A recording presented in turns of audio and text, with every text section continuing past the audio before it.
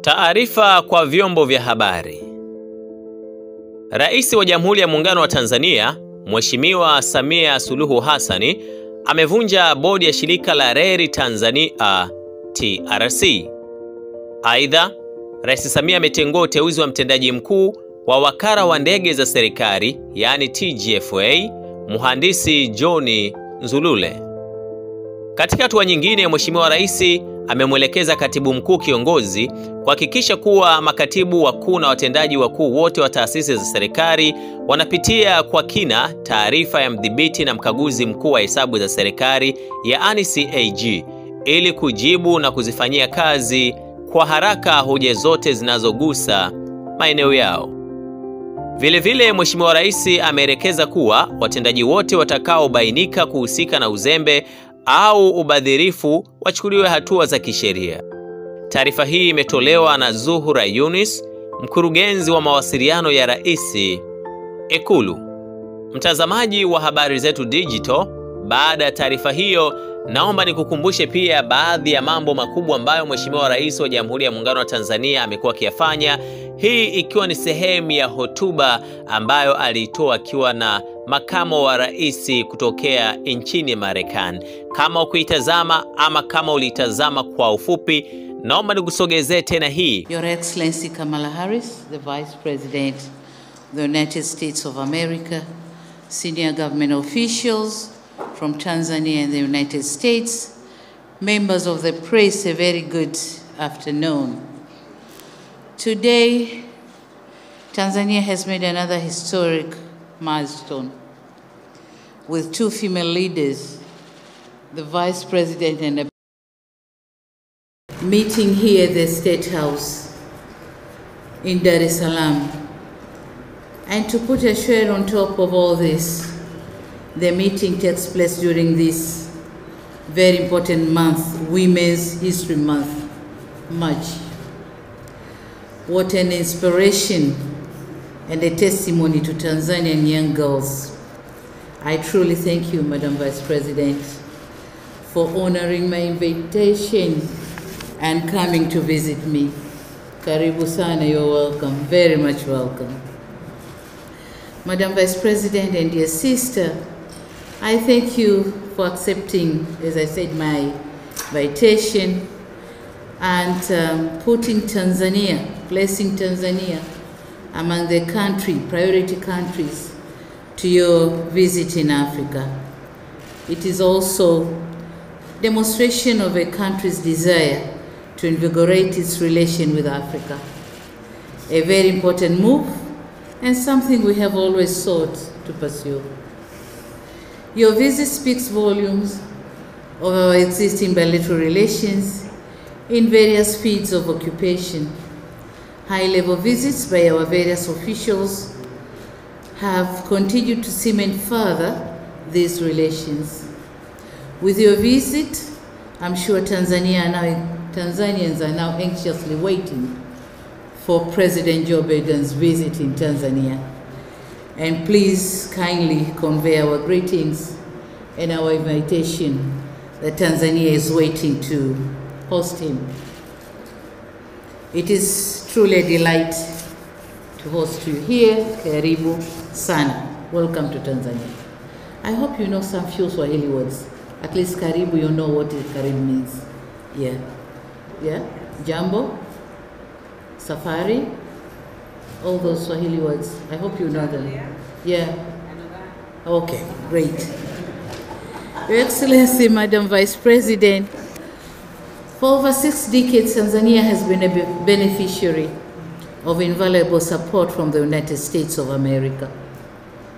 This support has greatly contributed to our national efforts to improve the lives and livelihoods of our people here.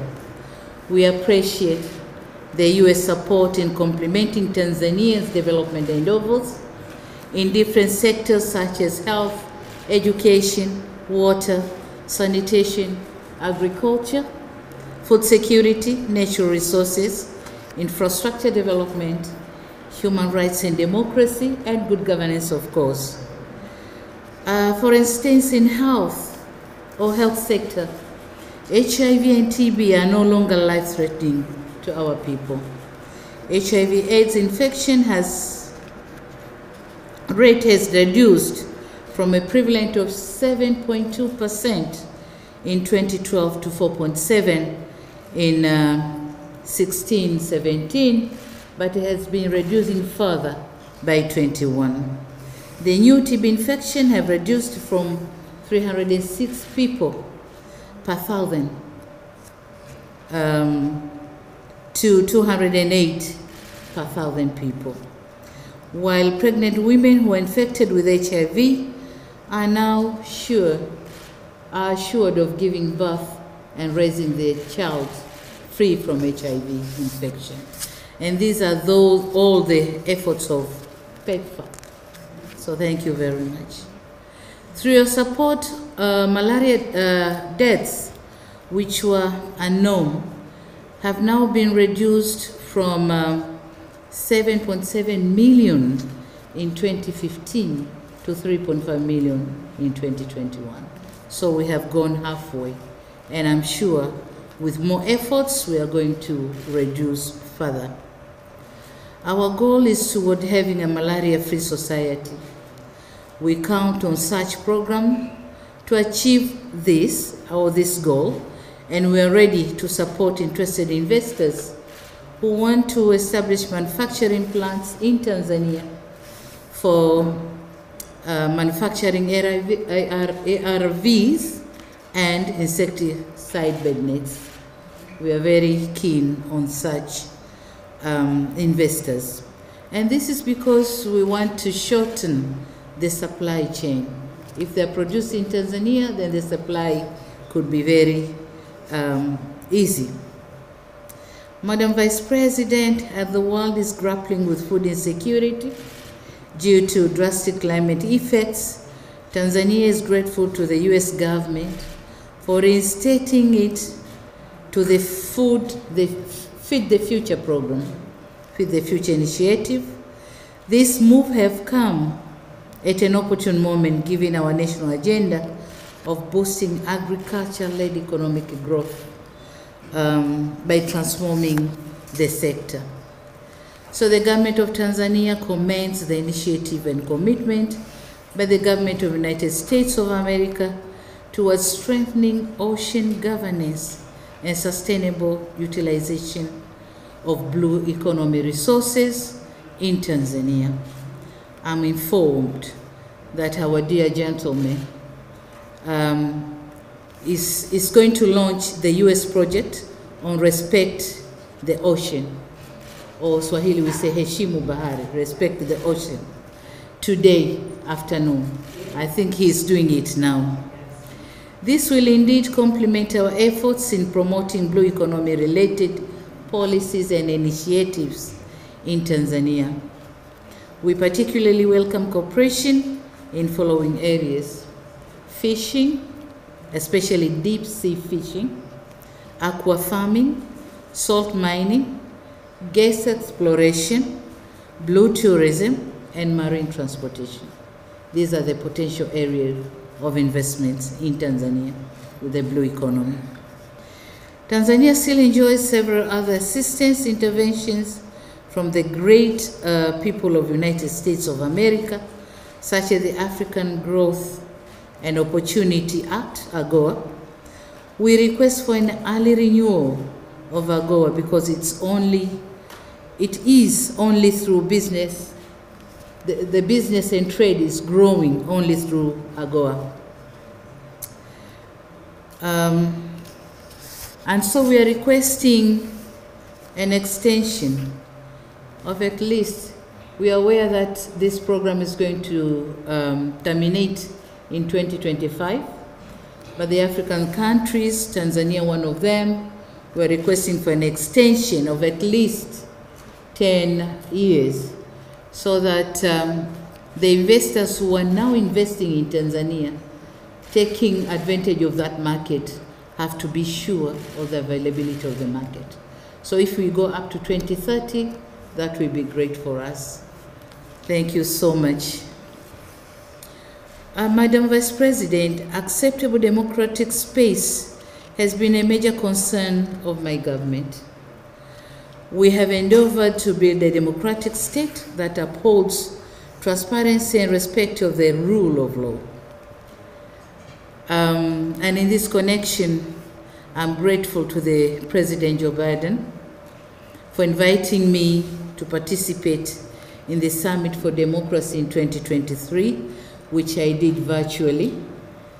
This invitation sends a clear message that the fathers of democracy recognize our efforts in building a democratic nation. As an important partner in our pursuit for democracy and good governance, this recognition from the U.S. leadership means a lot to the government and the people of the United Republic of Tanzania. Madam Vice President and members of the press, it is our firm belief that this visit will not only offer an opportunity for our country to strengthen the existing relation, but also will provide a platform to explore new areas of cooperation. And I understand we have signed some of the Memorandum of Understanding. Have we signed already? Yes, some of the Memorandum of Understanding. And these include port cooperation. We have signed on commercial dialogue and information communication technology.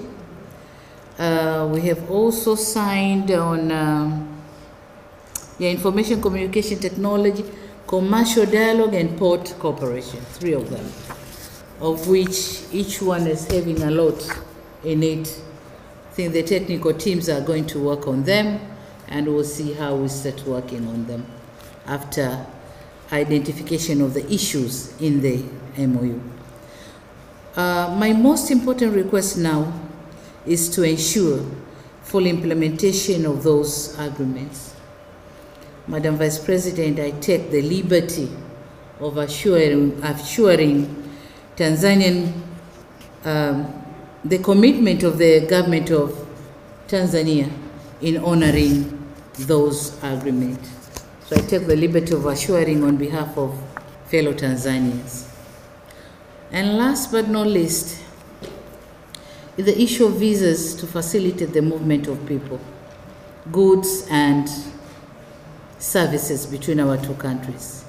And in this respect, Tanzania welcomes the readiness of the government of the United States of America to review the existing visa status to enable the citizens of our two nations to benefit for a long duration visa. We believe under this arrangement, our two countries will register a significant increase in trade, tourism, and investment.